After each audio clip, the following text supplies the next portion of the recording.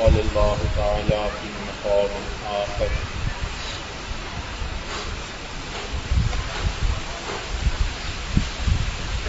ونفس وما سواها فألهمها فجورها وتقواها قد أفلح من زكاها وقد خاب من دساها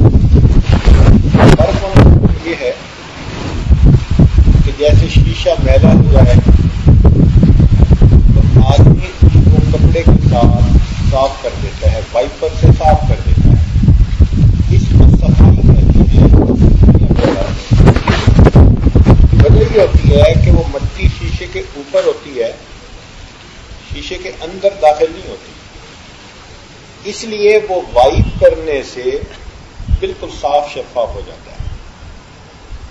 لیکن ایک ہوتا ہے کپڑے کا میلا ہونا. کپڑا جب میلا ہو جاتا ہے تو وہ کسی وائپر سے صاف نہیں ہوتا, اس کا ایک اور پروسیس ہے. پانی میں ڈالو, صابن لگاؤ,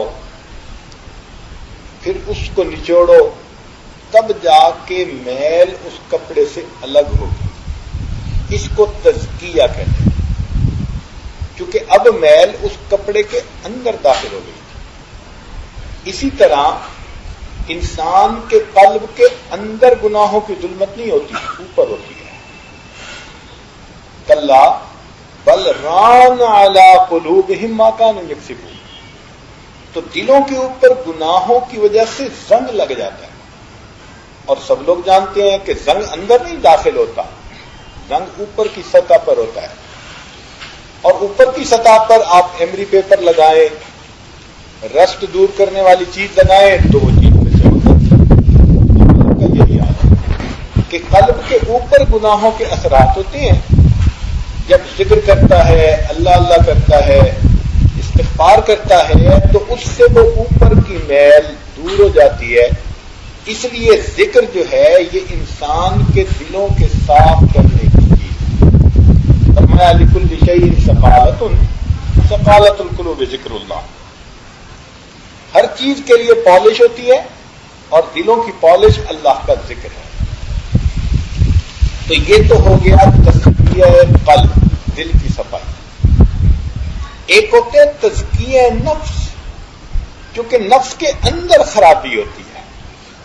اللہ تعالیٰ ارشاد فرماتے ہیں وَنَفْسٍ وَمَا سَوَّاهَا فَأَلْهَمَهَا فُجُورَهَا وَتَقْوَاهَا کہ اللہ تعالیٰ نے جب انسان کو پیدا کیا تو اس کے نفس کے اندر خیر بھی رکھ دی، شر بھی رکھ دیا، لیکن حکم یہ دیا کہ میرے بندے تم ایسے زندگی گزارو کہ خیر تمہارے اوپر غالب آئے اور شر تمہارے اندر سے نکل جائے. یہ انسان کی زندگی کا مقصد ہے. ہر انسان کو یہ محنت کرنی پڑتی ہے، اس کے بغیر کوئی انسان سنور نہیں سکتا. ہم کوئی ماں کے پیٹ سے سنورے ہوئے نہیں آئے، اس دنیا کے اندر ہمیں سنورنے کے لیے بھیجا گیا کہ میرے بندوں تم محنت کر لو، تمہیں اختیار دیا جائے گا، تم نیک بن کے بھی رہ سکتے ہو اور برے بن کے بھی رہ سکتے ہو. نیک بن کر رہو گے تو ہم راضی ہو جائیں گے، برے بن کے رہو گے ہم ناراض ہو جائیں گے. تو گویا یہ زمین و آسمان کے درمیان کی جگہ ہمارے لیے ایک واشنگ روم کی مانند ہے. جو انسان اس میں محنت کر لے گا اور اپنے من کو صاف کر لے گا وہ اللہ کے حضور کامیاب، اور جو غفلت میں رہے گا وہ اپنی آخرت خراب کر بیٹھے. لیکن اس نفس کو سیدھا کرنا پڑتا ہے، اس کا تزکیہ کرنا پڑتا ہے. یہ نفس اتنا خبیث ہے کہ یہ انسان کو جہنم میں دھکا دینے کے لیے تلا ہوا تھا. اس لیے ایک بزرگ فرماتے تھے اے دوست تو نفس کو پالنے میں مشغول ہے اور نفس تجھے جہنم میں دھکا دینے میں مشغول ہے. نفس اتنا خراب ہے کہ شیطان سے بھی زیادہ برا.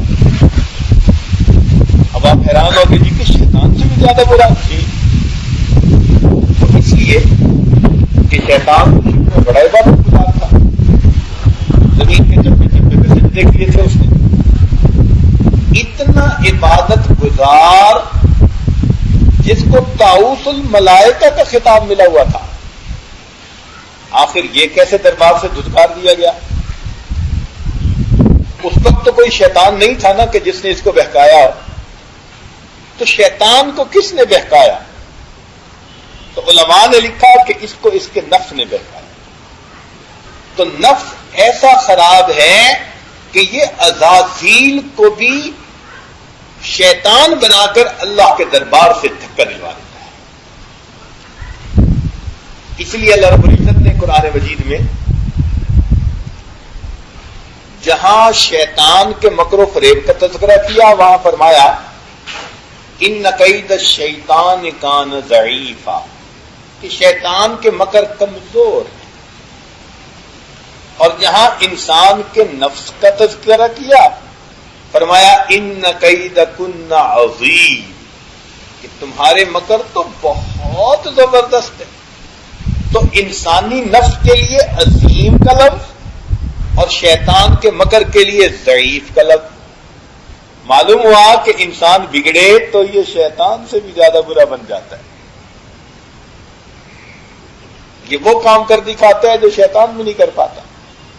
اس لیے امام غزالی رحمۃ اللہ علیہ اپنی ایک کتاب میں لکھتے ہیں کہ یار بد مار بد سے بھی زیادہ برا. فارسی زبان میں مار کہتے ہیں سانپ کو، کہ زہریلے سانپ سے بھی زیادہ برا دوست برا ہوتا ہے. تو یہ بات تو سمجھ میں آتی ہے. اس لیے کہ شیطان اگر سانپ ڈسے تو انسان کی جان کا خطرہ، اور برا دوست ڈسے تو انسان کے ایمان کا خطرہ. مگر وہ ایک بات اور کرتے ہیں جو بڑی حیران کر دیتی ہے. فرماتے ہیں کہ یار بد شیطان سے بھی زیادہ برا. اپنے لڑکپن میں جب یہ کتاب پڑھی تو اس فکرے کو پڑھ تو لیا لیکن سمجھنا مشکل ہو گیا. بار بار ذہن میں بات آتی تھی شیطان تو بہت ہی برا ہے, وہ تو اللہ کا دتکارا ہوا ہے, اس سے تو برا کوئی ہو ہی نہیں سکتا. اور امام غزالی رحمۃ اللہ فرماتے ہیں کہ یار بد شیطان سے بھی زیادہ برا. پھر تھوڑا آگے پڑھا تو حضرت نے اس کی تفصیل دی. لکھا کہ جو برا دوست ہوتا جو شیطان ہوتا ہے وہ انسان کے ذہن میں فقط گناہ کا خیال ڈالتا ہے. اگر گناہ پر انسان عمل کر لے تو فبہا, وہ مجبور تو نہیں کر سکتا. تو شیطان صرف گناہ کا خیال ڈالتا ہے, بار بار وسوسہ ڈالتا رہتا ہے. آگے عمل کرنا نہ کرنا بندے کا اپنا چوائس ہوتا ہے. لیکن برا دوست کیا کرتا ہے؟ فرماتے ہیں کہ وہ ذہن میں گناہ کا خیال ہی نہیں ڈالتا, بندے کا ہاتھ پکڑ کر زبردستی اس سے گناہ کروا دیتا ہے. تو معلوم ہوا کہ یار بد شیطان سے بھی زیادہ برا. اس لیے ہمارے بزرگوں نے عجیب معرفت لکھی. فرماتے ہیں انسان کو وساوس تو آتے ہی ہے, کبھی شیطان کی طرف سے وسوسہ اور کبھی انسان کے نفس کی طرف سے. تو کیسے پتہ چلے کہ یہ وسوسہ شیطانی ہے یا وسوسہ نفسانی ہے؟ انہوں نے فرمایا کہ دیکھو شیطان اگر وسوسہ ڈالے اور بندہ اس پر عمل نہ کرے تو شیطان زیادہ اصرار نہیں کرتا, وہ تھوڑی ذہن میں کوئی اور چوائس ڈال دیتا ہے. اچھا تم یہ نہیں کرنا چاہتے تو یہ کر لو. بندہ اس کو بھی نہ مانے تو وہ تیسرا خیال ذہن میں ڈالے گا. یعنی خیال بدلتا جائے گا, وسوسے بدلتا جائے گا تاکہ کسی نہ کسی گناہ میں مرتکب ہو جائے. بڑا نہیں کرتا تو اس سے چھوٹا, وہ نہیں کرتا تو اس سے چھوٹا, کہیں نہ کہیں تو پھنسے. لیکن نفس کی طرف سے جو وسوسہ آتا ہے, انسان اگر اس کو ریزسٹ کرنے کی کوشش کرے تو وہ وسوسہ وہی رہتا ہے, نفس پیچھے نہیں ہٹتا. یہ بچے کی طرح ضد کرتا ہے کہ اسی کام کو کر کے رہنے. تو جب وسوسہ آئے اور جم جائے کہ یہی کرنا ہے تو یہ نفس کی طرف سے, اور جب انسان اس کو روکے اور کوئی دوسرے خیال کا وسوسہ آئے تو پتہ چل جاتا ہے کہ یہ شیطان کی طرف سے وسوسہ ہے. تو نفس انسان کو برباد کرنے پہ تلا. یہ چاہتا ہے کہ بس تم دنیا میں آئے ہو لہذا مزے کرو, عیش اڑاؤ. یہ نفس کا آبجیکٹو آف لائف ہے. یہ کہتے ہیں کہ بس اخونا مٹاٹا, تم مزے کی زندگی گزارو, کھاؤ پیو مزے اڑاؤ. نفس یہ چاہتا ہے. اللہ رب العزت ہم فرماتے ہیں کہ میرے بندے دنیا کی لذتیں تو کتنی لے لو گے, لذتیں تو آخرت میں تمہارے لیے میرے تیار کر رکھی. اس لیے تو نبی اسلام نے فرمایا اللہم لا عیش الا عیش الآخرہ. تو اس لیے مومن کو چاہیے کہ اپنے نفس کو لگام دے. اس لگام دینے کا نام نفس کا تزکیہ بھی ہے, نفس کی اصلاح بھی ہے, اور نفس کو سیدھا کرنا بھی ہے, نفس کو مارنا بھی ہے. کسی بزرگ نے کوئی لفظ استعمال کیا, کسی نے کوئی, مقصود سب کا ایک ہے کہ نفس کو شریعت کی لگام ڈال دینا کہ جو یہ کرے اللہ رب العزت کے حکم کے مطابق کرے, نبی علیہ الصلوۃ والسلام کی سنت پر عمل کرے.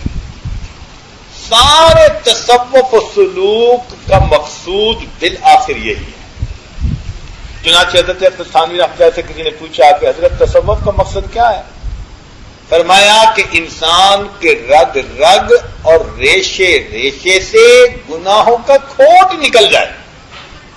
یہ تصوف کا مقصود ہے.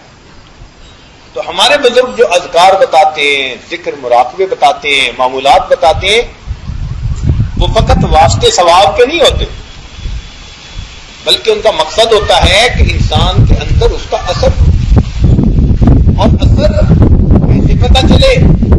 اس طرح پتہ چلتا ہے کہ انسان بے اختیار پھر شریعت کے اوپر عمل کرنے کے لیے آمادہ ہو جاتا ہے، دل چاہتا ہے شریعت پر عمل کرنے کے لیے. یہ نفس کی اصلاح انتہائی ضروری فرائض زندگی میں سے ہے. چنانچہ نبی علیہ الصلوۃ والسلام جو تشریف لائے تو آپ کے بعثت کے جو مقاصد تھے ان میں سے ایک مقصد یہ تھا کہ آپ نے صحابہ کو ستھرا فرمانا تھا. چنانچہ اس کے لیے ابراہیم علیہ الصلوۃ والسلام نے دعا مانگی. جب بیت اللہ شریف کو بنایا تو دعا مانگتے ہوئے کہا ربنا وابعث فیہم رسولا، اے اللہ ان میں اپنے رسول کو بھیج دیجیے. ان کا مقصد کیا ہوگا؟ یتلو علیہم آیاتہ ویزکیہم، یتلو علیہم آیاتہ کا ویعلمہم الکتاب والحکمت ویزکیہم. تو 4 مقاصد بیان کیے کہ تلاوت آیات فرمائیں گے، علم دیں گے، حکمت سکھائیں گے اور ان کا تزکیہ کریں گے. تو تزکیہ کا تذکرہ ابراہیم علیہ السلام نے 4 نمبر پر کیا. اللہ رب العزت نے ان کی دعا کو قبول فرما لیا، اور نبی علیہ السلام کو جب مبعوث فرمایا تو اسی دعا کا تذکرہ پھر فرمایا. وہی 4 مقاصد بیان کیے، لیکن مقاصد بیان کرنے کی جو ترتیب تھی اس کو اللہ رب العزت نے بدل دیا. چنانچہ اللہ تعالیٰ فرماتے ہیں اے محبوب ہم نے آپ کو بھیجا یتلو علیہم آیاتہ ویزکیہم ویعلمہم الکتاب. یہاں تلاوت کتاب کے بعد اللہ تعالیٰ نے تزکیہ کا تذکرہ پہلے فرمایا. یہ جو قرآن مجید میں ترتیب تھوڑی بدل گئی، 4 نمبر کے بجائے 2 نمبر پہ اس کو مینشن کیا، ذکر کیا، اس میں ہمارے لیے ایک میسج ہے، اس میں ہمارے لیے ایک پیغام ہے. کیونکہ قرآن مجید وہ کتاب ہے، ایک لفظ کا تقدم اور تاخر بھی اس میں کسی نہ کسی حکمت کا سبب ہوتا ہے. چنانچہ 1-2 مثالوں سے ذرا بات اچھی طرح سمجھ میں آ جائے گی. قرآن مجید میں اللہ تعالیٰ انسان کی پیدائش کا تذکرہ ایک جگہ فرماتے ہیں، تو اس میں فرماتے ہیں کہ فَجَعَلْنَاهُ سَمِيعًا بَصِيرًا إِنَّا خَلَقْنَا الْإِنسَانَ مِن نُطْفَةٍ أَمْشَاجٍ نَبْتَلِيهِ فَجَعَلْنَاهُ سَمِيعًا بَصِيرًا، کہ ہم نے انسان کو سمیع بنایا اور بصیر بنایا. تو سماعت کا تذکرہ پہلے اور بصارت کا تذکرہ بعد میں. آج کی سائنس نے، موسٹ ماڈرن سائنسز نے اس بات کو ثابت کر دیا کہ بچہ جب ماں کے پیٹ میں پیدا ہوتا ہے، پرورش پاتا ہے، تو سب سے پہلے جو آرگن اس کے جسم میں کمپلیٹ ہوتا ہے، جو عضو، وہ اس کا دل نہیں ہوتا، وہ اس کے کان ہوتے ہیں. اللہ تیری شان، سب سے پہلے بچے کے کان مکمل ہوتے ہیں. اس کی ریزن ہے کہ کانوں کے اندر ایک کینال ہے، اس کے اندر فلوئڈ ہوتا ہے. اس فلوئڈ کے بیلنس کے ذریعے انسان اپنا توازن برقرار رکھتا ہے. اگر وہ توازن برقرار نہ رہے تو انسان گر جائے. ہمیں ایسے پتہ چلا کہ ہمارے ایک دوست چیف انجینئر تھے، ان کے اس توازن میں کچھ کمی ہو گئی، وہ جیسے ہی زمین سے کھڑے ہوتے نیچے گر پڑتے، 2 قدم نہیں چل سکتے تھے. ہم بڑے حیران، یا اللہ یہ کیسی بیماری. وہ جیسے زمین سے کھڑے ہوتے، صحت مند نوجوان، بھرپور جوانی کی جو ہے ان کی زندگی ہے، لیکن جیسے زمین سے کھڑے ہوتے ایک قدم اٹھاتے اور گر پڑتے. تو ڈاکٹروں نے ان کا پورا چیک اپ کرنے کے بعد کہا جناب آپ کے کان کے اندر کا جو بیلنس ہے نا وہ ٹھیک نہیں. اچھا یہ بتائیں کہ ہمیں کیسے پتہ چلتا ہے کہ ہمارا سر سیدھا ہے؟ ہم اپنی آنکھ سے تو اپنے سر کو ہی نہ دیکھتے، تو کیسے پتہ چلتا ہے؟ تو پتہ ایسے چلتا ہے کہ کانوں کے درمیان وہ جو ایک کینال ہے نا، اس میں پانی کا توازن جب ٹھیک ہوتا ہے تو یہ میسج دماغ کو ملتا ہے اور دماغ فیصلہ کرتا ہے کہ اب میرا سر بالکل سیدھا. اگر وہ میسج ہی غلط مل رہا ہو تو دماغ کہے گا اپنے آپ کو تم سیدھا کرو اور بندہ نیچے گر پڑے گا. تو چونکہ اس کی اہمیت تھی کہ انسان کے وجود کا بیلنس اس پر قائم ہونا تھا، اس لیے اللہ نے بچے کو سب سے پہلے سماعت دی، اس کے بعد اس کو بصارت دی. 1400 سال پہلے جب سونوگرافی نہیں تھی، الٹرا ساؤنڈ نہیں تھا، کوئی اور ایسے ایکس رے نہیں تھے، اللہ کے کلام نے اس وقت بتلا دیا کہ ماں کے پیٹ میں بچے کو اللہ سماعت کی نعمت پہلے دیتے ہیں، بصارت کی نعمت بعد میں عطا کرتے ہیں. تو دیکھیں لفظ آگے پیچھے ہونے میں بھی کوئی حکمت ہے، غور کیجیے. اچھا ایک بات اور دیکھیے، جب انسان مکان بناتا ہے تو مکان کی ایک ترتیب ہے بنانے کی. پہلے وہ زمین سے اس کی بنیادیں کھڑی کرتا ہے، پھر چھت بناتا ہے.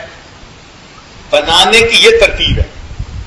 چنانچہ اللہ رب العزت نے قرآن مجید میں جہاں اس زمین و آسمان کی پیدائش کا تذکرہ فرمایا تو اللہ تعالیٰ فرماتے ہیں خلق الارض فی یومین، اللہ تعالیٰ نے زمین کو 2 دن میں بنایا. ثم استوى الى السماء، پھر آسمان کی طرف متوجہ ہوا. اب دیکھیں زمین کا تذکرہ پہلے یعنی بنیاد پہلے اور چھت اس کے بعد تذکرہ کیا گیا. تعمیر کی ترتیب یہی ہے. لیکن قیامت کے دن جب دنیا کو اللہ تعالیٰ ختم کریں گے تو مکان کو گرانے کی ترتیب مختلف ہوتی ہے. گرانے کی ترتیب کیا ہوتی ہے کہ مکان کی چھتوں کے اندر جو بجلی کی لائٹیں لگی ہوتی ہیں نا، پہلے لائٹوں کو اتار دیتے ہیں، بلب اتارو، ٹیوبیں اتارو، مکان گرانا ہے. پھر چھت کو گراتے ہیں، پھر بنیاد تک آتے ہیں. چنانچہ اللہ رب العزت نے جہاں اس زمین آسمان پر قیامت کے برپا کرنے کا تذکرہ کیا تو کیا فرمایا؟ اذا السماء انشقت، اذا الشمس كبرت واذا النجوم انكدرت. یہ ٹیوب لائٹیں اتاری جا رہی ہیں ساری، اور جب اس سب کو ہٹا دیا پھر اذا السماء انشقت، پھر چھت کو اڑا دیا، اور اس کے بعد پھر زمین کا تذکرہ کیا کہ پھر ہم زمین کو بھی ختم کریں. تو دیکھیے کیا ترتیب ہے اس قرآن مجید کے اندر، سبحان اللہ.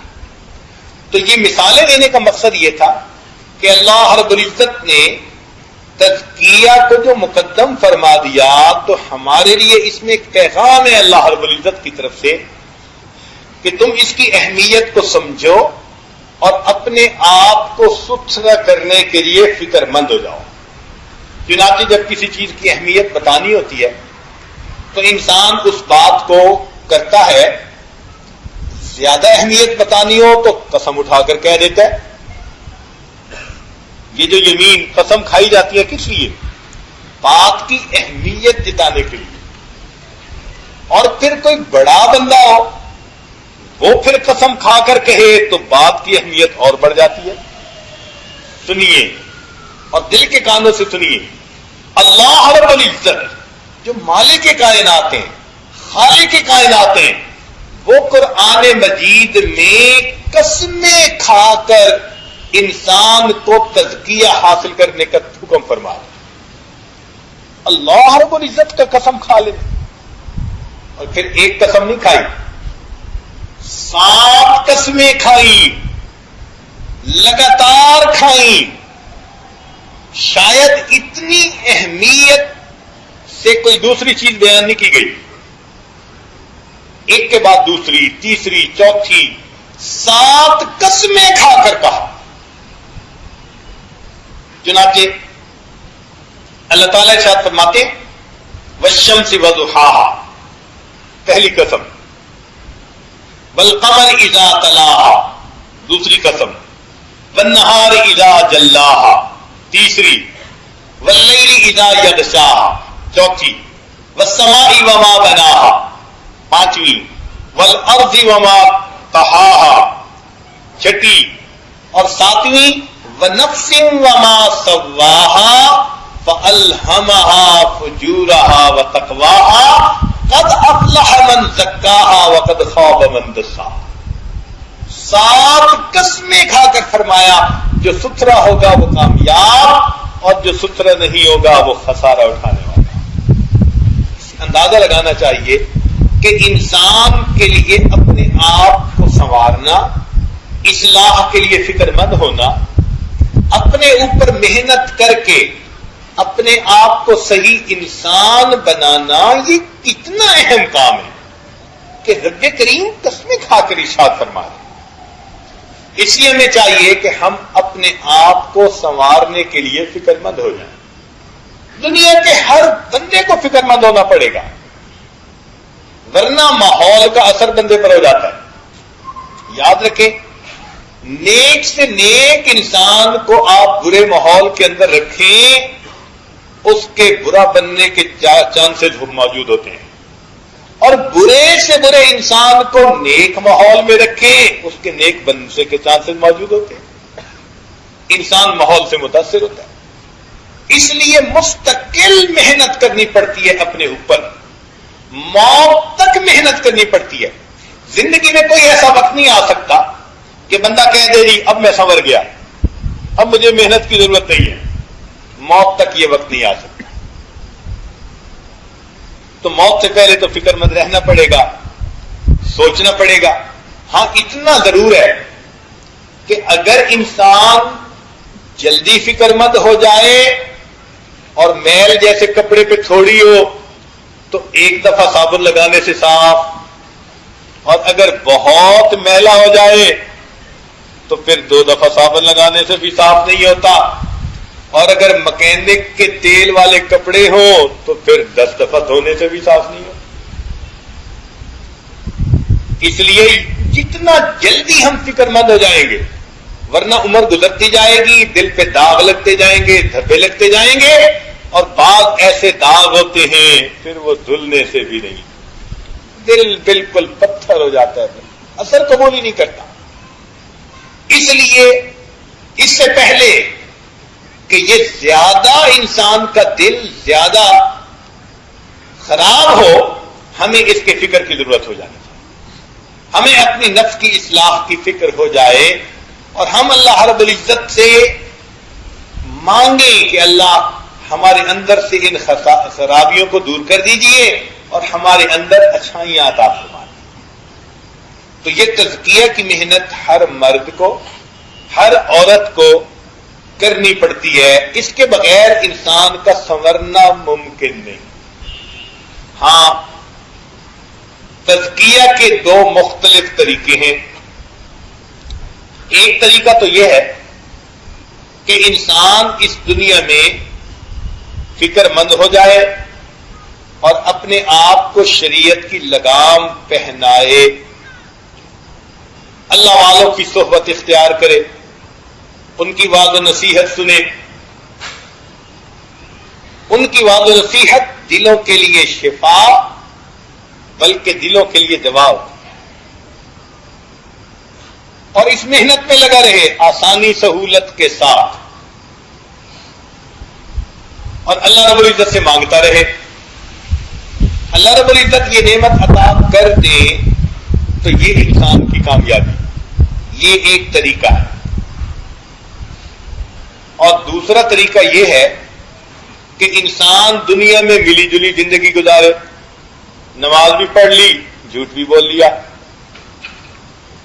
عورت پردہ بھی کر رہی ہے، ساتھ غیبت بھی کرتی ہے، زبان سے جھوٹ بھی بولتی ہے،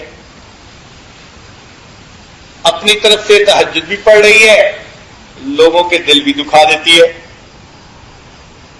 ایسی بات زبان سے نکال دیتی ہے کہ دوسرے بندے کا دل دکھتا ہے. یہ ملی جلی سی زندگی ہے. اگر ایسی زندگی رہی تو اب دو صورتیں ہیں کہ اگر انسان کو آخری وقت میں کلمے پہ موت آ گئی اللہ کی رحمت سے، تو اب اس بندے کا تزکیہ اللہ تعالی آخرت میں فرمائے. یہ عجیب بات ہے. دنیا میں بھی تزکیہ ہوتا ہے اور آخرت میں بھی تزکیہ ہوگا. اور اس کی دلیل قرآن عظیم الشان. اللہ تعالیٰ ارشاد فرماتے ہیں کہ کچھ لوگ ہوں گے جیسے منافق ہیں، مشرک ہیں، کافر ہیں، قیامت کے دن ان کا تزکیہ ہی نہیں ہوگا. ولا یکلمہم اللہ، ان کے ساتھ اللہ کلام بھی نہیں کرے یوم القیامہ. ولا یزکیہم، اور اللہ تعالیٰ ان کا تزکیہ بھی اس دن نہیں فرمائیں گے، ستھرا بھی نہیں کریں گے. تو یزکیہم کا لفظ بتا رہا ہے کہ کچھ لوگوں کا تزکیہ ہوگا. وہ کیسے ہوگا؟ اب ذرا اس بات کو تفصیل سے سمجھنے کی ضرورت ہے. مختلف چیزوں کے تزکیے کے طریقے مختلف ہوتے ہیں. جیسے کپڑا تھا، اس کو صاف کرنا تھا میل سے، تو صابن پانی سے کپڑا صاف ہو گیا. لیکن اگر سونے میں میل آ جائے، ملاوٹ آ جائے، تو کیا وہ صابن پانی سے دور ہو جائے گی؟ نہیں. جیولر کہے گا کہ جناب اس سونے میں ملاوٹ ہے، بھئی کیسے ختم کریں؟ کہے گا آگ کی ضرورت پڑے گی، اسے میلٹ کرنا پڑے گا. چنانچہ سونے کو وہ آگ کے اوپر میلٹ کرتا ہے اور پھر کھرا کھوٹا الگ الگ ہو جاتا ہے. تو کپڑے کی میل صابن پانی سے دور، مگر سونے کی میل آگ سے دور. اسی طرح دنیا میں انسان کی میل اللہ کے ذکر سے، شریعت کی پابندی سے، قرآن کے پڑھنے سے، نماز کے پڑھنے سے، ان کاموں سے انسان کا تزکیہ ہوگا. اور جب انسان دنیا سے آگے چلا جائے گا تو اب فرمایا، تو آخرت میں فرمایا کہ اب انسان کا تزکیہ ہم جہنم کی آگ سے کریں گے. اب یہ میں دور کر کے تو آیا نہیں دنیا میں، تو آخرت میں تزکیے کا طریقہ آگ ہے.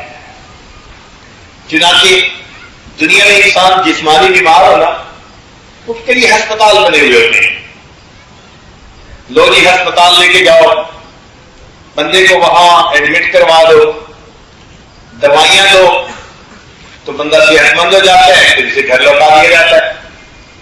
لیکن جس بندے کے اندر روحانی بیماریاں، عجب، تکبر، ریا، کینہ، حسد، بخل، یہ تمام کی تمام روحانی بیماری ہیں.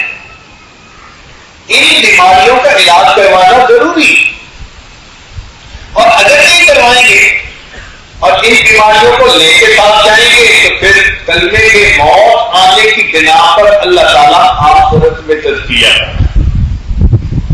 اللہ تعالیٰ نے آخر بھی ایک ہسپتال بنایا ہے، اس ہسپتال کا نام ہے جہنم. آج کل کے نوجوانوں کو ذرا ماڈرن ٹرم جو ہوتی ہے نا، ٹرمینالوجی، وہ اچھی لگتی ہے. چنانچہ یہ آج قرآن کی بات آپ کے سامنے رکھے گا ذرا ماڈرن ٹرمینالوجی کے ساتھ، تاکہ نوجوانوں کو سمجھ جلدی آ جائے. تو اللہ تعالیٰ نے آخرت میں بھی ایک ہسپتال بنایا ہے، جہنم.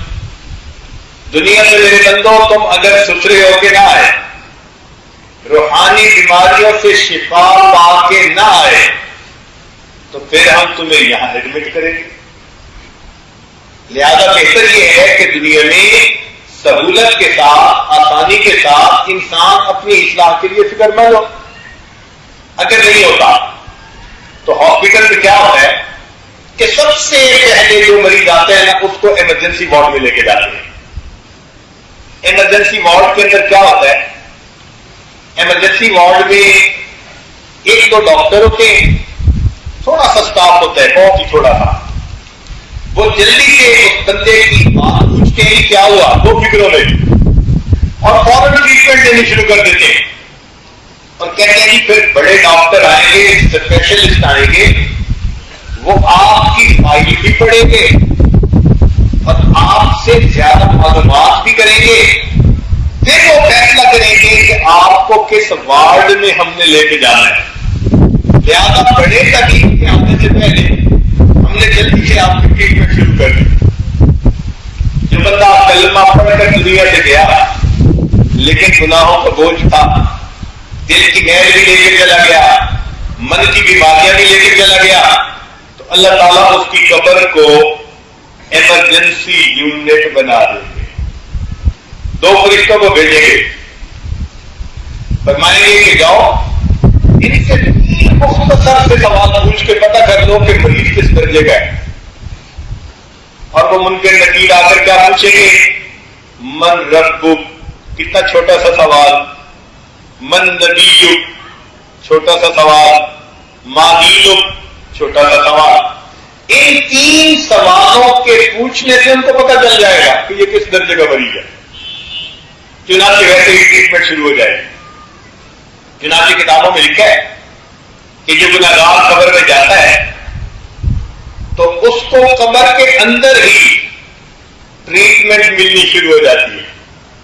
آپ نے دیکھا نزلے زکام کا مریض ہونا، اس کو ایئر کنڈیشنر کے آگے کوئی نہیں بیٹھنے دیتا، گرمی کی ہو تو کہتے ہیں بھیا تم دوسرے کمرے میں جاؤ، نزلہ زکام ہے تمہیں۔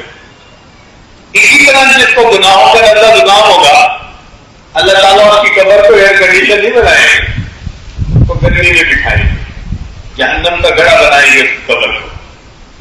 تو یہ نزلہ زکام تھا گناہوں کا، لہٰذا تمہیں یہاں حرارت ملے گی۔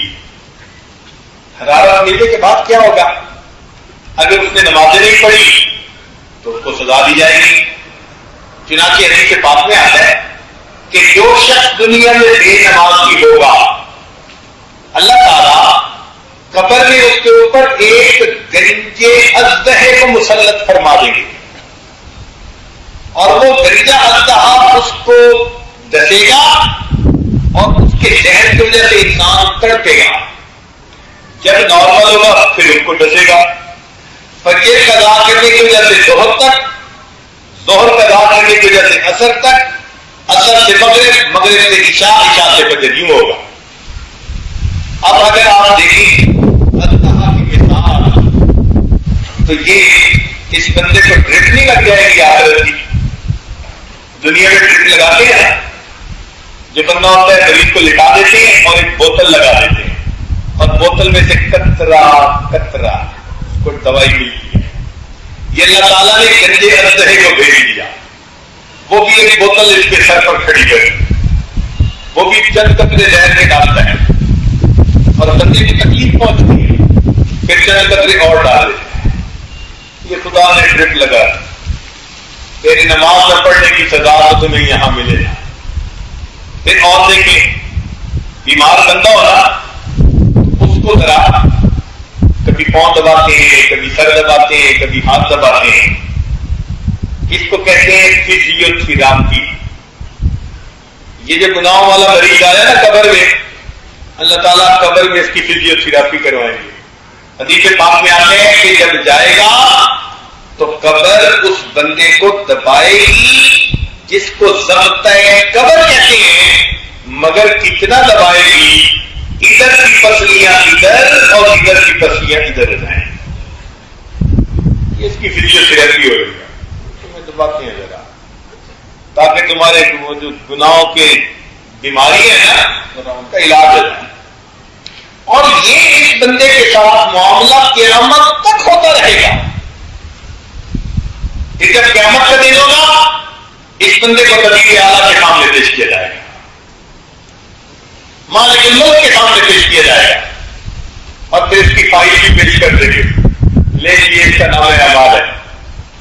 اب اللہ تعالیٰ اس کی فائل کو دیکھیں گے، فائل میں تو سب کچھ لکھا ہوگا، وَوُضِعَ الْكِتَابُ فَتَرَى الْمُجْرِمِينَ مُشْفِقِينَ مِمَّا فِيهِ وَيَقُولُونَ يَا وَيْلَتَنَا مَا لِهَٰذَا الْكِتَابِ لَا يُغَادِرُ صَغِيرَةً وَلَا كَبِيرَةً إِلَّا أَحْصَاهَا وَوَجَدُوا مَا عَمِلُوا حَاضِرًا وَلَا يَظْلِمُ رَبُّكَ أَحَدًا۔ سب کچا چٹھا اس نامے اعمال کے اندر لکھا. اللہ تعالیٰ اس فائل کو دیکھ لیں گے، پھر اس بندے سے بھی ہسٹری معلوم کریں گے. اس کے لیے اللہ تعالیٰ 4 سوال پوچھیں گے. جان نہیں چھوٹے گی. فرمایا بنی آدم کے پاؤں اپنی جگہ سے ہل نہیں سکتے جب تک 4 سوالوں کا جواب نہ دے گا. وہ 4 سوال کیا ہوں گے؟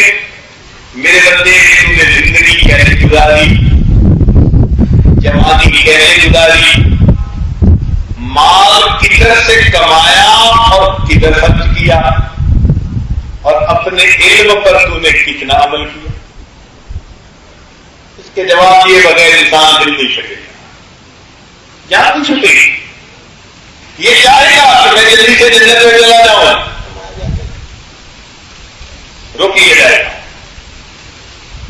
حساب ہوگا، رائے ہوگا. اللہ تعالیٰ قرآن کی فرماتے ہیں تو لوگ جانے کی کوشش کریں گے.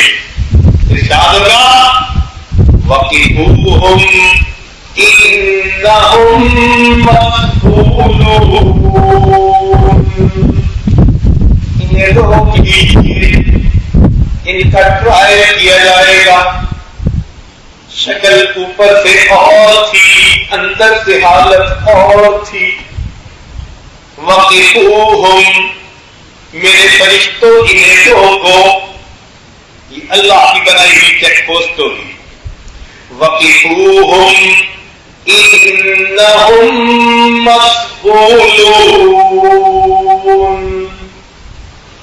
آج ہم پوچھیں گے ان سے اتنی نعمتیں دی تھی، تم نے کتنا میرا شکر ادا کیا. تم میری نعمتوں کی نہ قدری کرنے والے. صبح و شام تمہیں کھانے کو ملتا تھا، من پسند کی زندگیاں تھی، تم عیاشیوں میں لگے رہے. تمہیں صبح و شام کی فکر بھی نہیں تھی، نمازوں کا اہتمام نہیں تھا. تم سر سے دوپٹے اتار کے بازار میں گھومتی پھرتی تھی. وَقِفُوهُمْ إِنَّهُمْ مَسْئُولُونَ. ہم نے تمہیں مال دیا، تمہارے اندر تکبر آ گیا. اللہ کے بندوں کو اللہ کا بندہ نہیں سمجھتے تھے، لوگوں کے دل دکھاتے تھے، لوگوں کے مال کو حرام طریقے سے استعمال کرتے تھے. لوگوں کو تو تم نے دھوکہ دے دیا. میں پروردگار، مجھے کوئی دھوکہ نہیں دے سکتا. وَقِفُوهُمْ، روک لیجیے.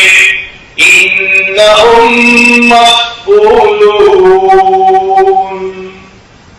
ان سے ہم بات پرس کریں گے تو انسان پریشان ہوگا، جواب دینا پڑے گا.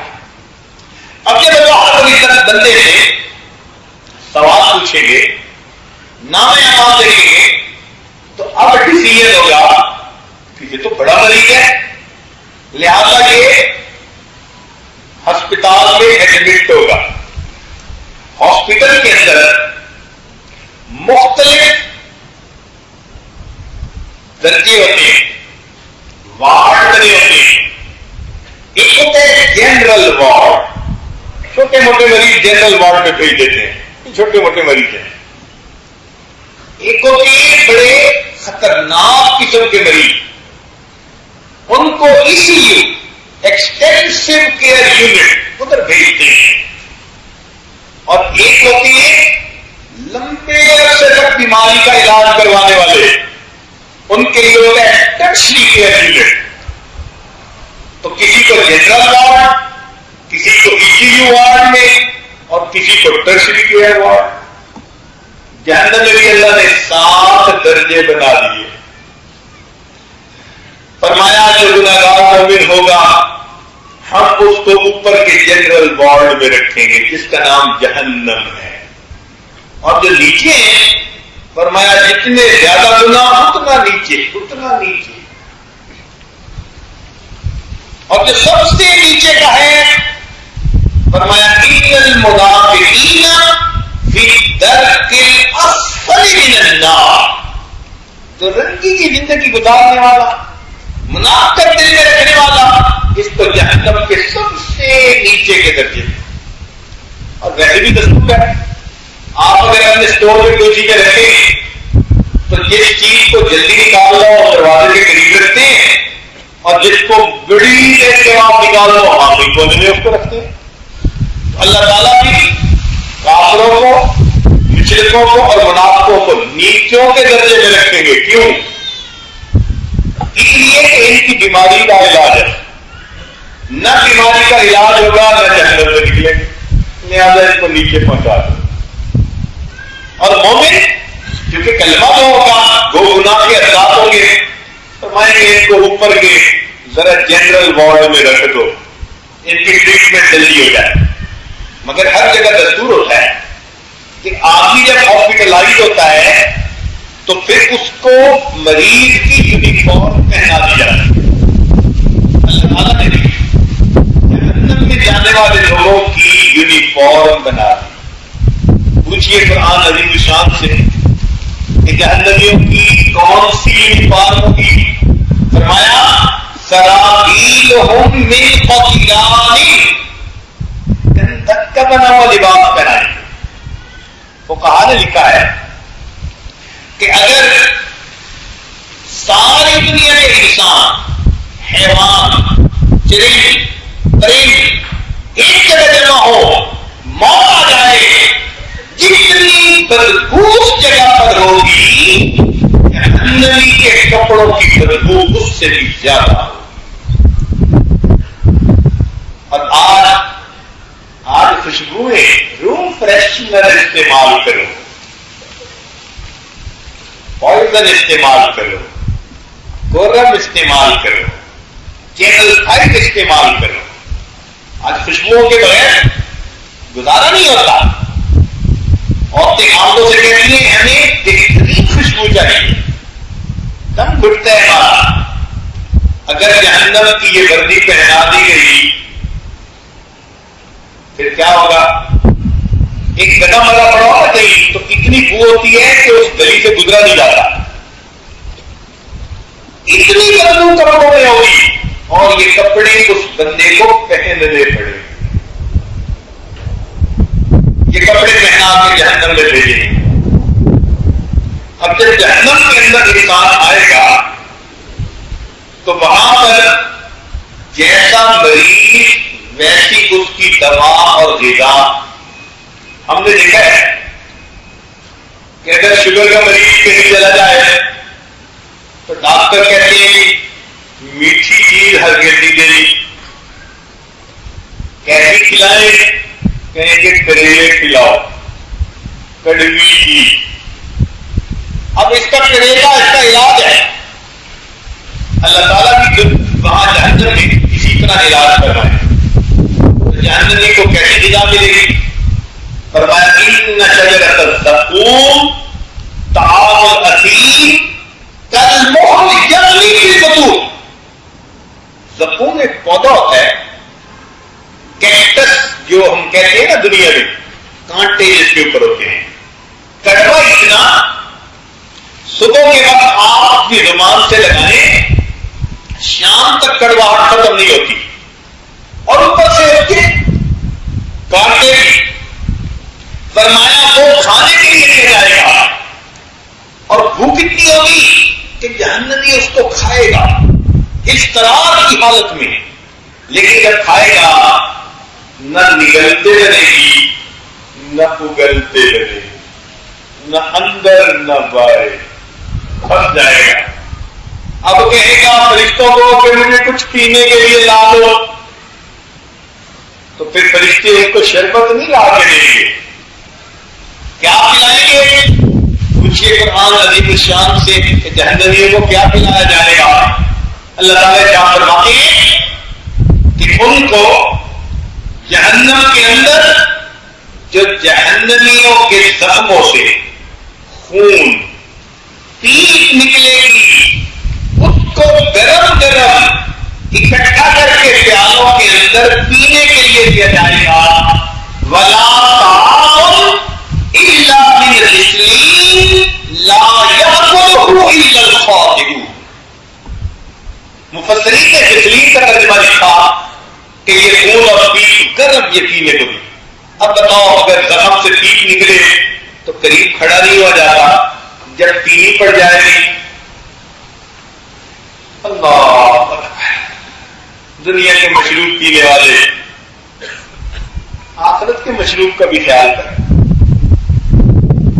کہ آخرت میں کیا ملے گا، غسلین کی نکلے اور یہ اتنا گرم ہوگا مشروب کہ جب پیے گا تو اندر کی اس کی آنتیں کٹ جائیں گی اور بہانے کے راستے باہر نکل جائیں گے، پھر ٹھیک ہو جائے گا، پھر بھوک لگے گی، پھر زخم کھائے گا، پھر مانگے گا، غسلین ملے گی، پھر آنتیں کٹ کے نکلے گی، پھر ٹھیک ہو جائے گا، یہ سائیکل ریپیٹ ہوتا چلا جائے گا، کب تک یہ عذاب ملے گا؟ ایک وہ بندہ جس نے دنیا میں اپنے مال کی زکات نہ دی تو اس کو اس کا علاج ویسے چنانچہ حدیث پاک میں آتا ہے فتقوا بها جباههم وجلوبهم وظهورهم هذا ما كنتم لانفسكم فذوقوا ما كنتم تكنزون. اس کے مال سونے چاندی کو سلاخیں بنا کر جہنم کی آگ میں گرمایا جائے گا اور اس گرم سلاخ سے اس کے ماتھے کو، اس کے دونوں پہلوؤں کو اور اس کی پیٹھ کو داغا جائے گا. اللہ چکر اس چیز کا جس کو تو دنیا میں جمع کر کے رکھا کرتا ہے. دنیا میں بھی ایسا ہوتا ہے اگر فصل کھل ہو جائے کہتے ہیں کہ وہ پانی ربر کی بوتل ہوتی ہے اس پہ گرم پانی سے ذرا ٹکور کر دو. یہ آخرت کی ٹکور ہے. ماتھے پہ بھی ٹکور کریں گے، سائڈوں پہ بھی اور کمر پہ بھی ٹکور کریں گے. رکھنا والا دنیا میں جمع کر کر کے اس کو تو رکھا کرتا. ایک آدمی دنیا میں بد نظری کا مرتکب ہوتا ہے، حدیث پاک میں آتا ہے جو بد نظری کا مرتکب ہوگا اللہ رب العزت لوہے کی سلائیوں کو گرم کروا کر اس کی آنکھ کے اندر پھروائیں گے، سرما ڈالیں گے تیری آنکھوں کی شفا کے لیے. جو تیرے اندر جو وائرس تھی نا گناہ کی اس کے لیے تمہیں ذرا آنکھوں میں جہنم کی گرم آگ کی سلائی. اچھا ایسے بھی لوگ ہوں گے جو دوسروں کے عیب دیکھتے بھی ہوں گے اور دوسروں کے عیب آگے لوگوں میں بیان بھی کرتے ہوں گے. یہ دو الگ الگ بیماریاں ہیں. ایک کو کہتے ہیں عیب جو عیب کی تلاش کرنے والا. ایسے بندے کی نگاہ میلی ہوتی ہے تو جیسی نگاہ ہوتی ہے اس کو سب میں کوئی نظر آتا ہے، ہر ایک میں کوئی نہ کوئی عیب کو ڈھونڈ ہی لیتا ہے. یہ عیب کا متلاشی عیب گو بنا. اور کچھ ایسے لوگ ہیں کہ ان کو عیب کا پتہ چل جائے ماشاء اللہ ادھر بھی فون کر لیا ادھر بھی فون، آدھا گھنٹہ فون تو 1 گھنٹہ فون. وہ لوگوں کی بات دوسروں تک پہنچاتے ہیں. ان کو کہا گیا عیب گو، عیب کو بیان کرنے والا. تو کچھ لوگوں میں دونوں آتے ہوتی ہیں. فرمایا جن میں یہ آتے ہوں گی ان کے لیے ذرا الگ وارڈ ہے اور اس وارڈ کا کیا نام ویل لکل ہمزۃ لمزہ. ویل اس وارڈ کا نام ویل ہوگا عیب گو اور عیب جو کے لیے. اور وہاں ان کو الگ ٹریٹمنٹ دی جائے گی. بھائی یہ کیسی ٹریٹمنٹ ہوگی؟ فرمایا ٹریٹمنٹ ایسی ہوگی کہ آگ کا بنا ہوا ستون ہوگا، اس کے ساتھ اس بندے کو باندھ دیا جائے گا اور اس کے بعد آگ کے انگارے ہوں گے اور وہ انگارے اٹھیں گے اور اس بندے کے دل کے اوپر سیدھا جا کر لگے. یہ لوگوں کے دل دکھاتا تھا، آج اس کا دل دکھے گا. نار اللہ الموقدہ التی تطلع علی الافئدہ، جو دل پر جا کر دنیا میں جیسے لیزر گائیڈڈ راکٹ ہوتا ہے سیدھا نشانے پہ جا کے لگتا ہے، یہ خدائی راکٹ ہے. جہنم کے انگارے اٹھیں گے سیدھا دل کے اوپر جا کر. یہ اس کو ٹریٹمنٹ مل رہی ہے. تم لوگوں کے دل دکھاتے تھے، آج تمہارا دل دکھایا جائے، اور پھر رہنے کو جو کمرہ دیا جائے گا، اسپتال میں بھی کمرے ہوتے ہیں نا، بڑا وارڈ کے چھوٹے چھوٹے کمرے، فرمایا جہنمیوں کو جو کمرہ دیں گے، مکانن ضیقا، اتنا چھوٹا گھر مکان ہوگا، نہ اس میں بیٹھ سکے گا نہ کھڑا ہو سکے گا، تنگ ہوگا، اتنا تنگ دعو گناہ ہوا، موت مانگے گا، آگے سے جواب ملے گا، لا تدعوا اليوم ثبورا واحدا، ایک موت نہ مانگو، بدعوا ثبورا کثیرا، جتنی مرضی موتیں مانگو، آج تمہاری جان نہیں چھوٹی، اب تو گھبرا کے لیے کہتے ہیں کہ مر جائیں گے، مر کے بھی چین نہ پایا تو کدھر جائے، اور جہنم کے اندر جیسے اسٹاف پیدا ہوتا ہے، میڈیکل ایم او پیدا ہوتے ہیں، میڈیکل آفیسر، ایسے جہنم کے اندر بھی فرشتے ہوں گے، مگر کیسے فاسدو ایدیا، کالا رنگ ہوگا، نتنوں سے دھواں جیسے شل نکل رہے ہوں گے، لمبے لمبے داخل ہوں گے، وہ بندے کو پکڑنے کے لیے اپنا ہاتھ بڑھائیں گے، بندے کے خوف پر، ایسے میں وہ بندہ جس نے دنیا میں زنا کیا اور پھر اس سے توبہ بھی نہ کی، اس کے لیے ایک الگ یونٹ ہوگا، حدیث پاک میں آتا ہے، ایسے زناکار کو جو بغیر توبہ کے دنیا سے چلا گیا، اس کے لیے دروازہ اس کا کھولا جائے گا غار کا، اور اس غار میں بچھو ہوں گے، اور اس بندے کو اندر دھکا دے کر اس غار کا دروازہ بند کر دیا جائے گا، اور وہ بچھو اس بندے کے اوپر اس طرح چڑھیں گے جس طرح کے شہد کی مکھیاں شہد کے چھتے پہ چڑھ جاتی ہیں، اتنے بچھو اس کے جسم پہ چڑھیں گے اور سب بچھو کاٹیں گے، اور اس بندے کو تکلیف ہوگی۔ دنیا میں انٹراوینس انجیکشن دیتے ہیں، اس کو بھی انٹراوینس انجیکشن لگاؤ سیدھا، اللہ تعالیٰ نے انٹراوینس انجیکشن بنا دیے، ایسا کیوں کہ اتنے بچھو کاٹیں گے؟ فرمایا ہاں، تم نے گناہ ایسا کیا کہ تمہارے جسم کے انگ انگ نے انجوائے کیا تھا، آج سزا بھی جسم کے انگ انگ کو دی ہے، جزاء من جنس العمل۔ سوچئے انسان کا کیا ہوگا، ایک آٹا کے گھر تو کیا ہوتا ہے، اتنے بچھو ایک وقت میں کاٹیں گے تو کیا ہوگا؟ یہ تمام ٹریٹمنٹ بندے کو دی جائے گی، اور اس کے بعد اگر اس کو مناسب سزا مل گئی تو پھر اس کو جہنم کے ہاسپٹل سے چھٹی کروا دیں گے۔ ہم نے دنیا کے ہاسپٹل میں دیکھا بندے کی بیماری ٹھیک ہو جائے گا، ڈاکٹر کہتے ہیں اچھا اس کو ہم ڈسچارج کرتے ہیں، گھر جاؤ۔ تو مومن کا گھر آخرت میں کیا ہے؟ جنت ہے، جنت ہمارا گھر ہے۔ اللہ تعالیٰ قرآن مجید میں فرماتے ہیں کہ یہ جنت ہے جس کا وارث ہم نے اپنے بندوں میں سے اس کو بنا دیا جو متقی ہے۔ تلک الجنت التی نورث من عبادنا من کان تقیا۔ نورث، یہاں لفظ یہ نہیں لکھا کہ اس کا مالک ہو تم، نہیں، تم اس کے وارث ہو۔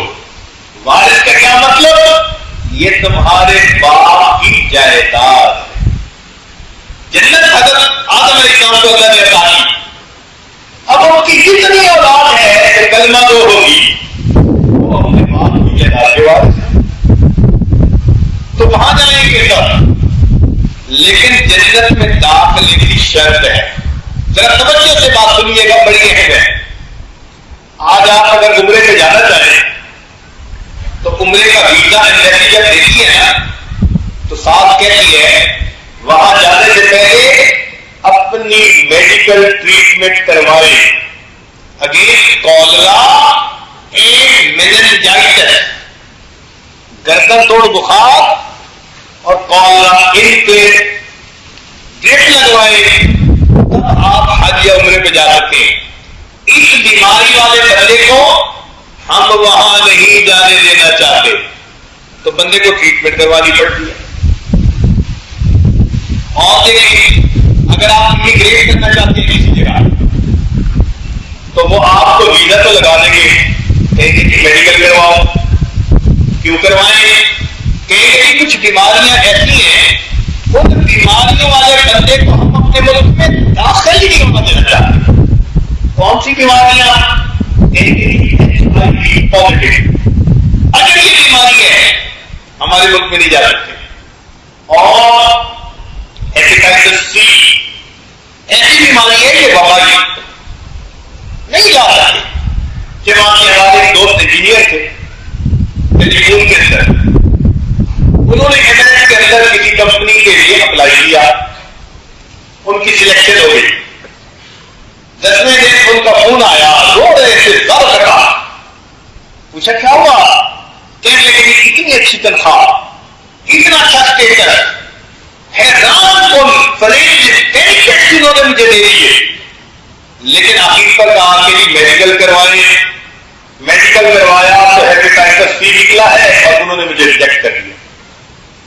تو ہیپیٹائٹس سی کے مریض کو دنیا کے بادشاہ اپنے ملک میں نہیں جانے دینا چاہتے. اللہ تعالیٰ نے کفر, شرک اور منافقت کے مریض کو کبھی اپنی جنت میں داخل نہیں.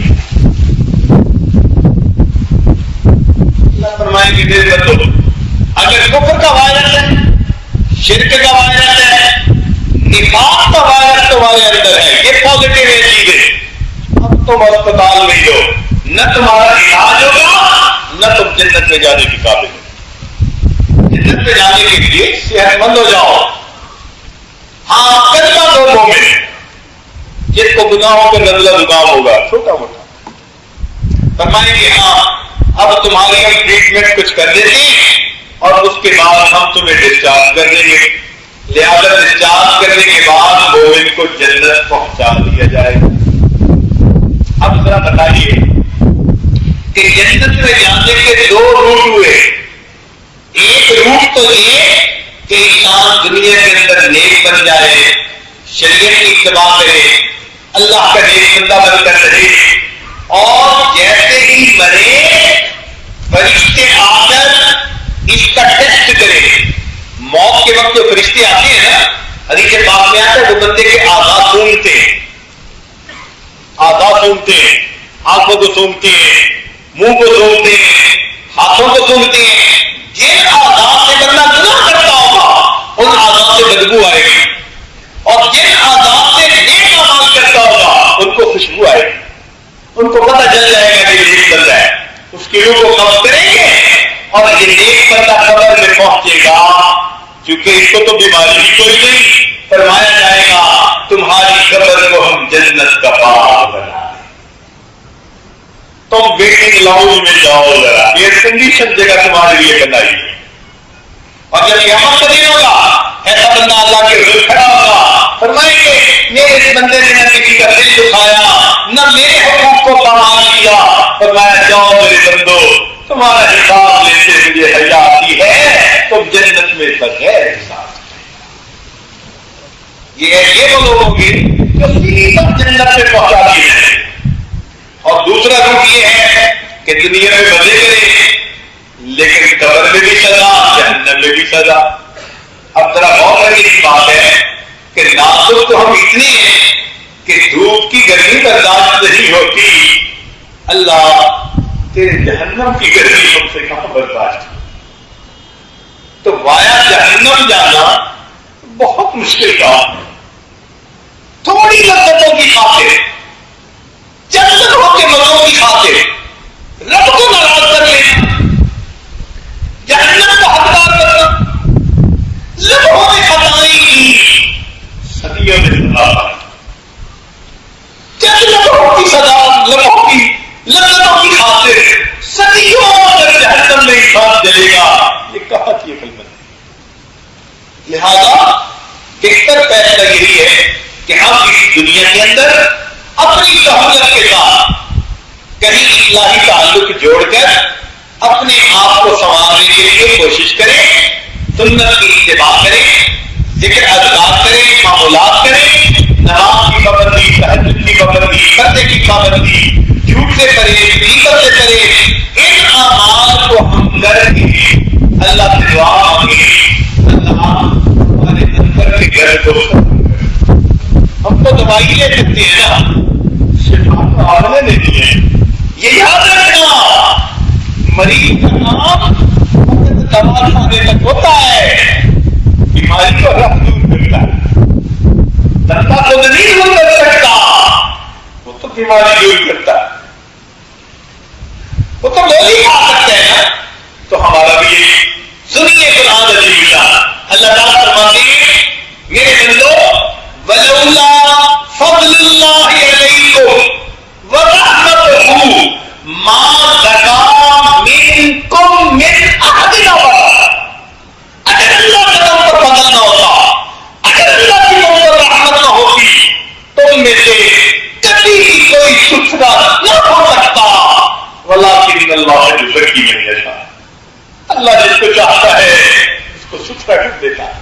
معلوم ہوا کہ یہ سب کچھ کر کے پھر سجدے میں جانا پڑے گا، پھر تہجد میں رونا پڑے گا، پھر نماز پھیلانا پڑے گا، میرے اللہ مالی کا پانی دینا، پھر پھل کا پاوے، اللہ مالی کا کام پانی دینا ہوتا ہے، پتھر کے بچ کے پانی پلاتا ہے، مالک کا کام پھل کو لگانا، لا رہی ہے مالک کا کام ہوتا ہے پھل لگانا۔ میرے مولا ہم نے جو تسبیحات کی، ذکر کیا، مراقبے کیے، اللہ کے سب اس لیے کہ تیری رحمت متوجہ ہو جائے، کام ہمارا دے، اللہ نے بات فرما دیجیے، ایک رحمت کی نظر ڈال دیجیے، ہمارے اندر کو دھو دیجیے۔ آج کینسر کا علاج شیواؤں کے ذریعے، یہ اندر کے گناہوں کا علاج اللہ کی رحمت کی شعاؤں ہے، بندے کریم اگر رحمت کی ایک نظر ڈال دے گا، بندے کے من کو دھو کے رکھ دے گا۔ اللہ تیری نگاہ کی بات ہے، میری زندگی کا سوال ہے، اللہ رحمت کی ایک نظر ڈال دیجیے، ہمارے مشکلوں کی بگڑی بنا دی، ہمارے من کو دھو دیجیے، اللہ ہمیں ایک مرتبہ محبت کی نظر سے دیکھ لیجیے، میرے کریم ایک مرتبہ ہمیں محبت کی نظر سے دیکھ لیجیے، اور یقین جانیے کہ یہ بات کرتے ہوئے ڈر لگ رہا ہے، کیوں؟ کہیں اوپر سے آواز آئے کہ محبت کی نظر میں خلاف بگاڑتا تھا، محبت کی نظر میں سمجھا بگاڑتا تھا، تو کیا ہو؟ دیکھو اپنی زندگیوں کو، کیا دور کرتے پھرتے ہو، تمہیں کیسے محبت کی نظر سے دیکھوں؟ مگر وہ ہمارا پروردگار ہے، ہم اسی کے بندے ہیں، اسی کے ساتھ پر چھپیں گے، اللہ تم ہی سے مانگیں گے، تم ہی دو گے، ہمارے در سے ہی لو لگی ہے، ہم کرتے ہیں، مگر بندے تو آتی ہیں، بندے نہیں، ہم نے دنیا میں دیکھا، اگر کوئی آدمی، کوئی بچہ نجاست میں نکلا ہوا ہو، ماں بچے کو پھینک نہیں دیتی، چھوڑ نہیں دیتی، سمجھتی ہے بیٹا میرا ہی ہے، وہ بچے کو دھو دیتی ہے، سینے سے رکھا دیتی ہے، پھر قریب ہم بھی گناہوں کی نجاست میں لکھے رہتے ہیں، مگر بندے تو آپ ہی کے ہیں، مولا ایک رحمت کی نظر ڈال کے آپ ہمیں دھو لیجیے اور ہمیں بھی اپنی رحمت کی چادر ملے گی۔ لہذا دعا ہے کہ اللہ رب العزت ہمیں اسی دنیا میں نیکوکاری کی زندگی اپنانے کی اور اپنی اصلاح کی کوشش کرنے کی توفیق عطا فرمائے، اور دنیا میں جانے سے پہلے اللہ تعالیٰ ہمارا تزکیہ فرما دے اور ہمیں آخرت کے عذاب سے اللہ محفوظ فرما دے۔ رب کریم آپ نے دنیا کی نعمتوں سے ہمیں پالا ہے، آپ کتنے قریب ہیں، ہم بے قدروں کو آپ نے کیسی کیسی زندگی عطا فرمائی، جب دنیا میں عطا فرمائی، اللہ اپنی رحمت میں آخرت میں ہمیں محفوظ نہ فرما دے، ہمیں اس کی قدردانی کی توفیق عطا فرما دینا۔ اللہ تعالیٰ ہمیں اپنے مقبول بندوں میں شامل فرمائے۔ وآخر دعوانا الحمد للہ رب العالمین۔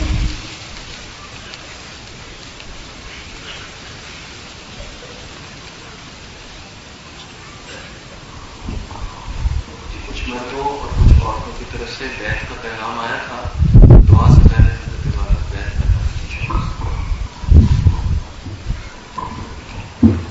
جو مرد یا عورتیں اپنے پچھلے گناہوں سے سچی پکی توبہ کر کے آئندہ نکوکاری پرہیزگاری کی زندگی گزارنے کا دل میں ارادہ رکھ رہے ہیں، پہلے کسی شہر سے ان کا تعلق ان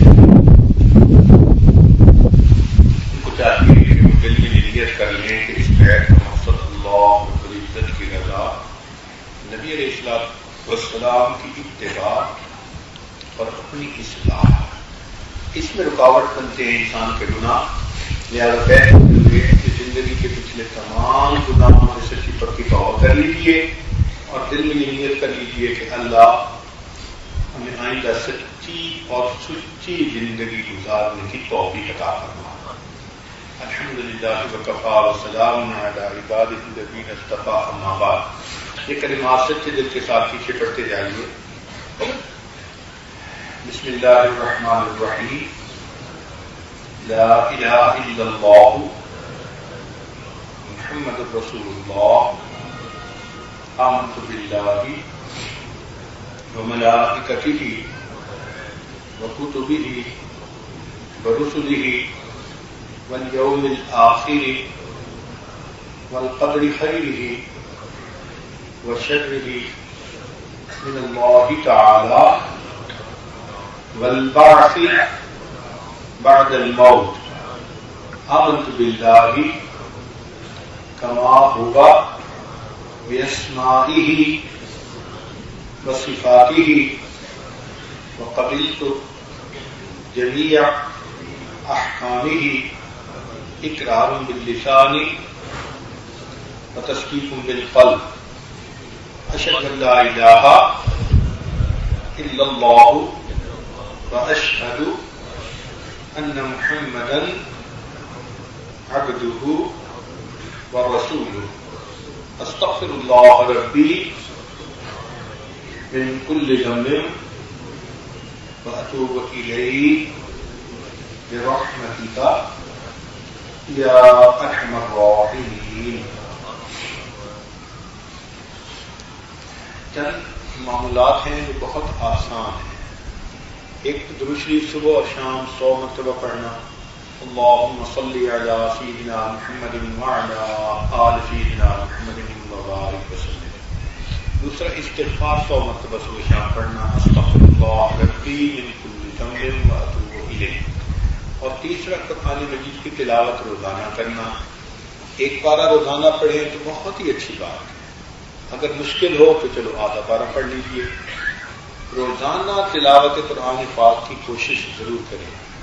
مستورات میں جن دنوں میں نماز نہیں پڑھنی ہوتی قرآن مجید کی تلاوت بھی نہ کریں، ان کو بن تلاوت کیے اللہ اجر اور ثواب ان دنوں عطا فرما دیں.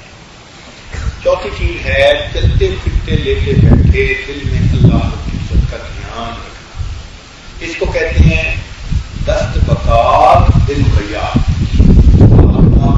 مشغول اور دل اللہ کی یاد میں مشغول. ہتھ کارول دل یار. بس ایسی کیفیت ہو ہماری.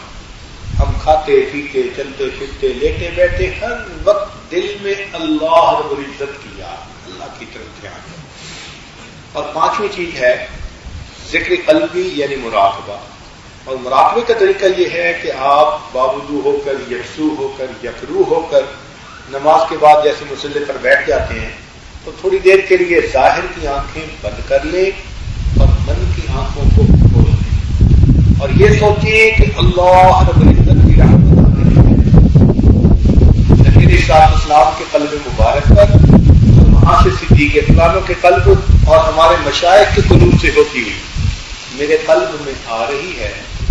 میرے دل کی ظلمت اور سیاہی دور ہو گئی ہے اور میرا دل اللہ اللہ اللہ یہ بول رہا ہے. یعنی زبان تالو سے لگی ہوئی ہو، زبان سے کچھ نہیں پڑھنا، سانس سے کچھ نہیں کرنا، جسم کو بالکل نہیں ہلانا. جیسے کیسٹ بجتی ہے اور آپ تسلی کے ساتھ دل کی کیسٹ کی آواز کو سنتے ہیں، ایسے آپ نے مراقبے میں تسلی کے ساتھ دل کی اللہ اللہ کو سننا ہے. اس کو مراقبہ کہتے ہیں. اور اللہ کی عجیب شان، ایسی مؤثر یہ دوا ہے کہ تھوڑے دنوں میں اللہ تعالیٰ بندے کے دل میں اپنی محبت کو بھر دیتے ہیں.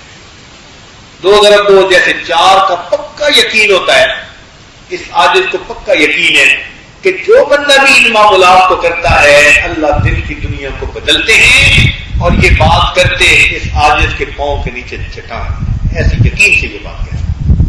الحمدللہ میں نے اپنی زندگی میں ہزاروں نہیں لاکھوں کی زندگیاں بدلتے دیکھی ہیں. یہ معاملات نظر آتے ہیں تھوڑے مختصر سے، لیکن تبدیلی بڑی لے کے آتے ہیں. بعض اوقات گولیاں کھانے میں چھوٹی ہوتی ہیں، اتنی بڑی اثر والی ہے. یہ بھی اسی طرح ہمارے بزرگوں نے آج کے ماحول کے مطابق بالکل مختصر معاملات، نہ کوئی بڑے مجاہد ہے نہ کوئی اور بھی، بس ان معاملات کو کر لو پھر دیکھو. اور جیسے مریض ڈاکٹر سے رابطہ رکھتا ہے، ڈاکٹر صاحب اب میری طبیعت بہتر ہے، تو وہ دوائی کم کروا دیتے ہیں، کبھی بدل دیتے ہیں، کبھی بڑھا دیتے ہیں. اسی طرح آپ بھی اپنی حالت کیفیت خط کے ذریعے فون کے ذریعے بتاتے رہیں تو انشاءاللہ آپ کو بھی ان کے بارے میں مزید بتایا جائے گا. کوشش کریں، اللہ رب العزت رحمت فرمائیں گے اور موت سے پہلے اللہ ہماری روحانی شفا عطا فرمائے. کوشش بندہ کرتا ہے اللہ تعالیٰ آسانیاں فرما دیتے ہیں. بندے کے قدم بڑھتے ہیں اللہ تعالیٰ پھر اس کو انشاءاللہ ہمارا دعا کیجیے گا. ابھی ہم دعا مانگیں گے، مگر دعا سے پہلے جو ہم نے ذکر قلبی کی بات کہی تو اس کی تھوڑی سی مشق کر لیں گے. لہذا جتنے بھی حضرات موجود ہیں یا مسکرات ہیں، تھوڑی دیر کے لیے سب اپنے ظاہر کی آنکھوں کو بند کر لیں اور من کی آنکھوں کو کھول لیں. اپنا محاسبہ کر لیں، تھوڑی دیر کے لیے مراقبہ کر لیں.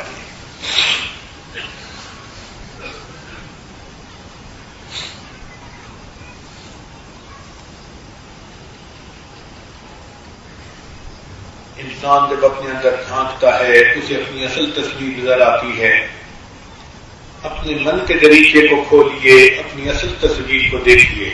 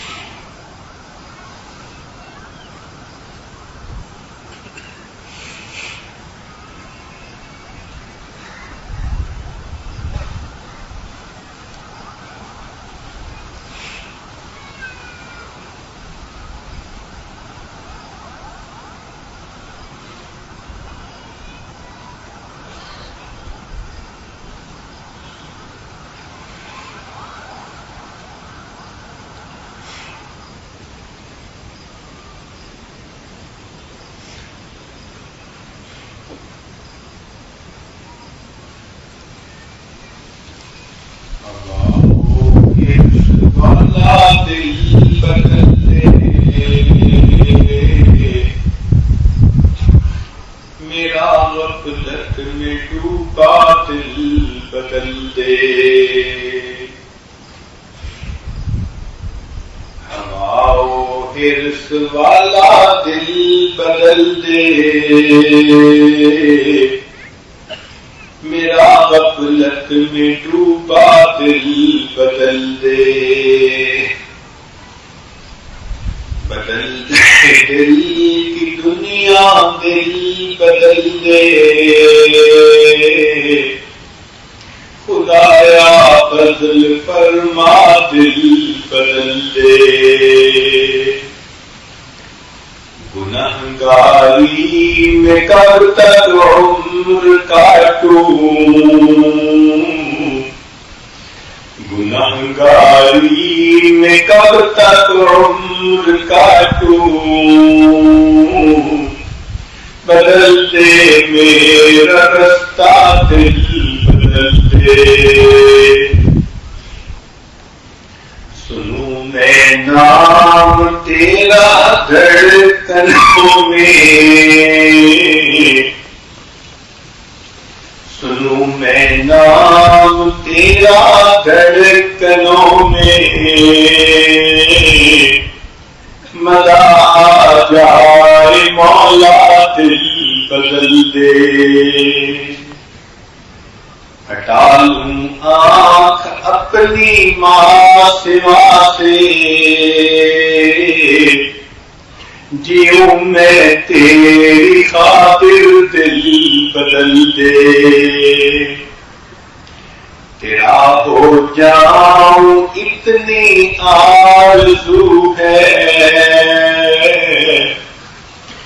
تیرا ہو جاؤں اتنی آرزو ہے، بس اتنی ہے تمنا دل بدل دے، میری فریاد سن لے میرے مولا، میری فریاد سن لے میرے مولا، بنا لے اپنا بندہ دل بدل دے، گناہگاری میں کب تک عمر کاٹوں، بدل دے میرا رستہ دل بدل دے، والا دل بدل دے، میرا غفلت میں ڈوبا دل بدل دے۔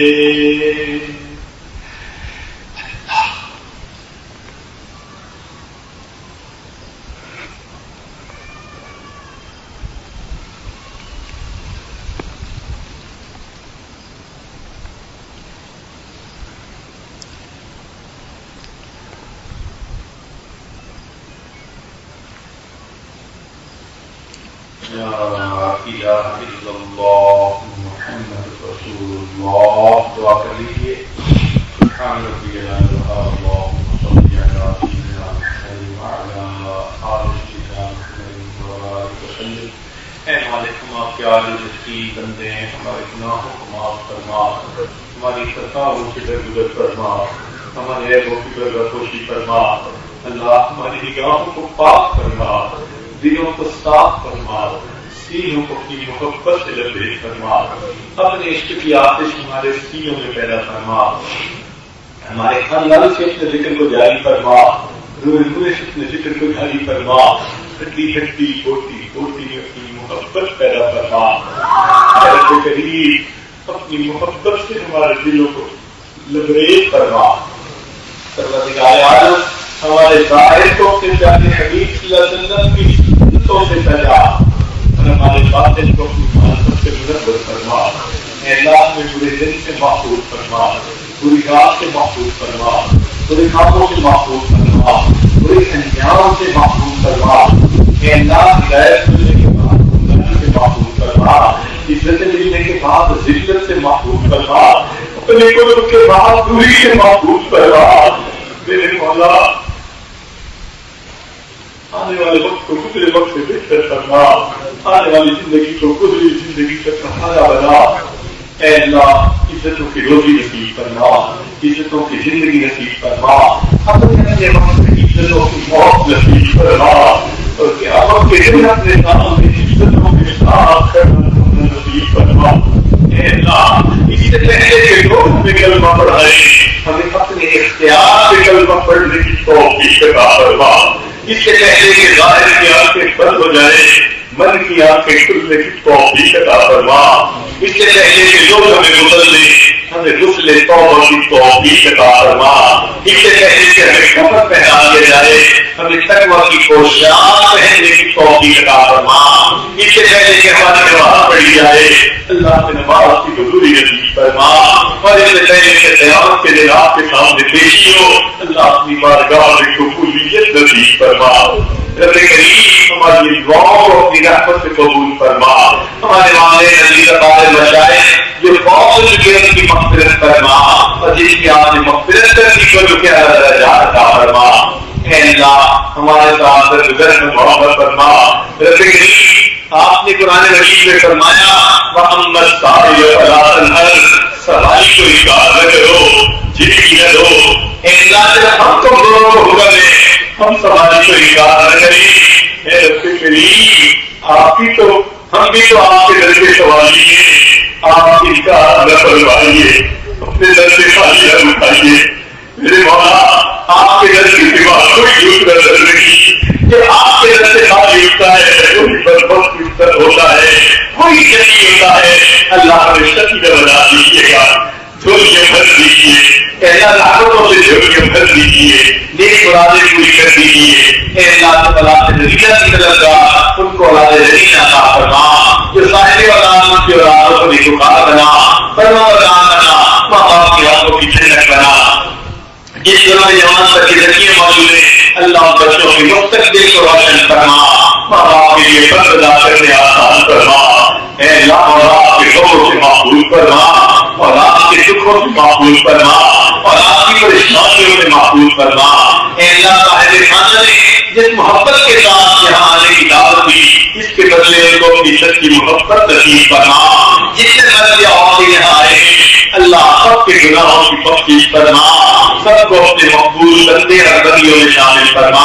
اے اللہ جنہوں نے گاؤں کے پیغام بھیجے، تکلیف کے پھول کیے، سب کے ان نیک گاؤں میں حصہ نصیب فرما. اے اللہ ہمارے تینوں حرم کی حفاظت فرما. اے اللہ ہمارے ملک کی حفاظت فرما، اس کو دین کا قلعہ بنا، اور اگر شریعت و سنت والی زندگی گزارنے کی توفیق عطا فرما. کی حفاظت فرما، دعوت و تبلیغ کے کام کی حفاظت فرما. اللہ تعالیٰ کی حفاظت فرما، دین کی حفاظت فرما. اللہ اسلام کا مطالعہ فرما، قبول کا مطالعہ فرما. صلی اللہ علیہ سیدنا محمد وآلہ وأصحابہ اجمعین برحمتک یا ارحم الراحمین.